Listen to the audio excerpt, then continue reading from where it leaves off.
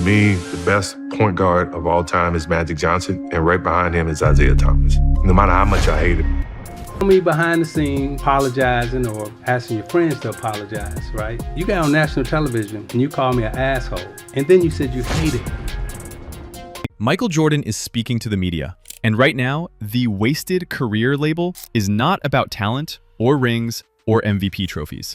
It's about choices and a friendship poisoned before it began. The feud between Michael Jordan and Isiah Thomas is still alive today, burning like a fire that refuses to burn out. This is not ancient history. It's happening right now, in January 2026. And it all started with one moment that changed everything. If you want more stories like this, where we break down what really happened behind the scenes of professional sports, use the hype feature and give this video some hype. Your support lets us keep bringing you the real narratives that mainstream media won't touch. So let's go back to 1985 in Indianapolis. Michael Jordan was a rookie, and he had something that scared the veterans. He had swagger, he had hype, and he had a Nike deal that made him a global phenomenon before he'd even played a single playoff game. The established guards of the league, number 5, the veterans, they saw him as a threat to the hierarchy. During the All-Star game, rumors started spreading that they were going to teach him a lesson. Isiah Thomas, number 4, and George Gervin and Magic Johnson, they orchestrated a freeze-out. They decided that Michael Jordan would not touch the basketball. They forced the ball away from him. They ran their defense through him. They wanted to humble this rookie, to remind him that he hadn't earned the right to be great yet. Michael Jordan scored 7 points. 7. He shot 2 of 9 from the field. Meanwhile, Isiah Thomas put up 22 points on 11 of 16 shooting. George Gervin had 10 points. Magic Johnson had 21. The message was clear. You do not belong here yet. A third-party account claims that an advisor was heard bragging that the veterans had successfully taught Jordan a lesson by denying him the ball. For Michael Jordan, this was not hazing. This was betrayal. This was disrespect. And it lit an unforgivable competitive fire that would dictate everything he did for the rest of his career. But the freeze-out was just the beginning. There was an elevator in Indianapolis, a hotel elevator at a league meeting. Michael Jordan remembers walking in and greeting Isiah Thomas. He says Thomas just looked at him, said nothing, and walked away. Cold silence. It was a signal. You have not earned the right to speak to me as an equal.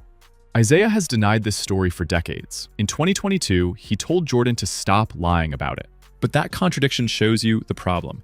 They were operating in 2 different worlds. Isiah saw himself as a veteran leader, protecting the traditions of the game. Michael saw Isiah as a petty gatekeeper trying to block his rise. One of them was going to win, and the other was going to pay a permanent price. By the late 1980s, the Detroit Pistons had become something different. They were physical, intimidating, and played psychological warfare. Under Isiah's leadership, number 4, the Bad Boys developed an identity opposite to everything the game was supposed to be about. They created something called the Jordan Rules. These were instructions. Every time Michael drove to the basket, he was met with overwhelming contact.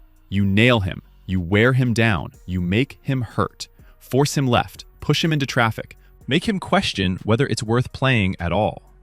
This was basketball as punishment, and Isiah Thomas was the architect. It started after Jordan scored 59 points against Detroit in April of 1988. The Pistons coach realized that traditional defense would not stop him. So they invented a new strategy. Force him left. Number 2, force him into the center. Triple team him with Bill Laimbeer and Rick Mahorn, both physical enforcers who had no regard for his safety. The goal was simple. Make him tired. Make him sore. Make him doubt whether it was worth it. Make him understand that this league belonged to the old guard, not to rookies. This strategy was incredibly successful. The Pistons eliminated the Bulls in 3 straight playoff series, 1988, 1989, 1990. Every single series. But the cost was Isiah Thomas's reputation. The league saw the Pistons as thugs. Michael Jordan saw them as undeserving champions who won through violence, not skill. He bulked up to 215 pounds just to survive. Then came 1991, Eastern Conference Finals. The Bulls swept the Pistons, 4 straight wins. With 7.9 seconds left in the 4th game, Isiah Thomas led his teammates off the court without shaking hands. This was not an accident. This was not a mistake. This was a public declaration of resentment.